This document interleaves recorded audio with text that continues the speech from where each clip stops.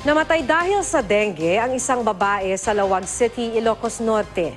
Yan at iba pang balita sa Luzon sa ulat ni Michael Sison. Namatay ang isang batang babae dahil sa dengue sa Lawag City, Ilocos Norte. Ayon sa ina ng biktima, nakaranas ng sakit ng ulo at paghapdi ng kanyang mata ang bata. Isinugod siya sa ospital at nakumpirmang may dengue ang biktima. Namatay siya makalipas ang 8 araw. Na-ospital rin ang 2 pa niyang kamag-anak, kabilang ang 3 taong gulang na kapatid ng biktima. Sa pagsusuri ng City Health Office, nakitaan ng mga kitikiti ang likod ng bahay ng biktima na posibleng pinagmula ng mga lamok na nagdadala ng dengue. Sa ngayon, umakyat na sa 151 ang kaso ng dengue sa Lawag mula noong Enero. Nagsasagawa na ng fogging operation ng lokal na pamahalaan para maiwasan ang pagdami ng kaso ng dengue.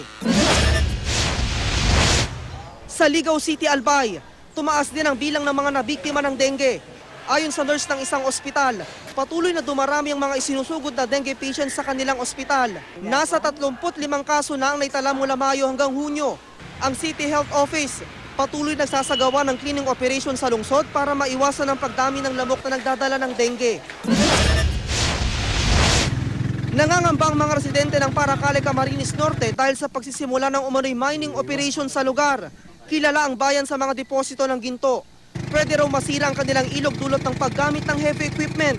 Sa impormasyong nakuha ng GMA News, gagamitin ng mga ito para sa dredging o paghuhukay ng lupa sa ilog.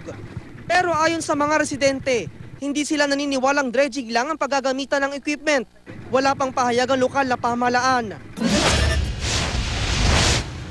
Nadismaya ang may-ari ng isang bahay na itinuturing na historical landmark sa Vinsons, Camarines Norte. Napabayaan na kasi ang naturang bahay ng dating politikong si Wenceslao Vinsons na itinuturing na bayani sa lugar.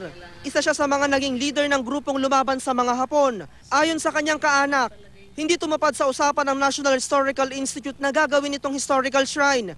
Tuluyan na rin daw itong pinabayaan ng ahensya. Nagiba na rin ang bahagi ng pangalawang palapag ng bahay dahil sa anay. Ilang beses na rin daw itong nilooban at tinakawan ng mga gamit.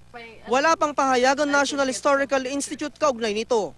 Michael Sison, nagbabalita, Pilipinas.